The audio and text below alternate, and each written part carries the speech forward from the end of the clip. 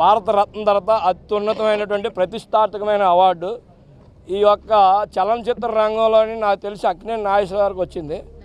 తర్వాత is second person. అదేవిధంగా భవిష్యత్తులో చిరంజీవి గారికి ఆయనకి భారతరత్న కూడా వస్తుందని చెప్పేసి సభాముఖంగా తెలియజేస్తున్నా.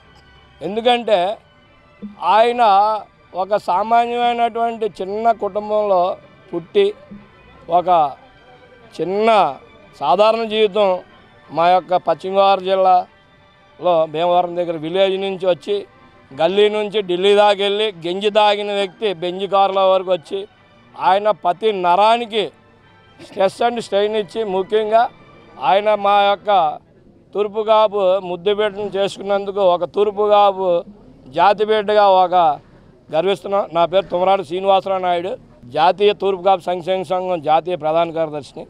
అదేవిధంగా మెగాస్టార్ చిరంజీవికి చాలా ఫ్యాన్స్ని నా తెలిసిన కాంచి సుమారుగా ఒక 20 నుంచి 25 సార్లు నేను రక్తదానం ఇచ్చుంటాను చిరంజీవి గారి గురించి. ఈరోజు ఆయన పిలుపు మేరకు మేము వచ్చాము. బ్లడ్ బ్యాంక్ దగ్గర మా ఫ్రెండ్స్ అంతా కూడా ఇచ్చారు. అదేవిధంగా త్వరలో ఆయన కూడా కలుస్తాము. ముఖ్యంగా ఆయన సినీ జీవితంలోనే ఎంతో కష్టపడిన వచ్చినటువంటి వ్యక్తి. ఆ రోజున అల్లు రామలింగ గారు ఈయనకి పిల్లనిచ్చాడంటే ఈయనకి భవిష్యత్తు ఉంటుంది, ఈయన ఒక లెజెండ్గా ఒక ఫ్యూచర్లో ఒక దిశ నిర్దేశించే స్థాయికి వెళ్తాడని చెప్పి ఇచ్చారు. అదేవిధంగా ఆయన రాజకీయాల్లో కూడా వచ్చారు. దురదృష్టవశాత్తు సమ్ రీజన్ ఆయన ప్రజారాజ్యంలోని మంచి సీట్లు వచ్చినాయి, 18 సీట్లు వచ్చినాయి.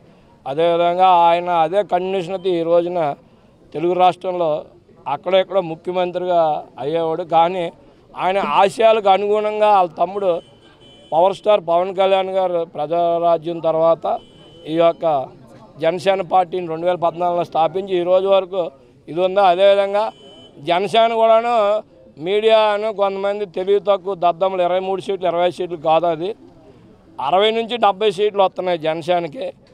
అదేవిధంగా 28వ తారీఖునే ఉమ్మడిగా కూడా అభ్యర్థుల ప్రకటన వస్తుందని నాకు సమాచారం ఉంది.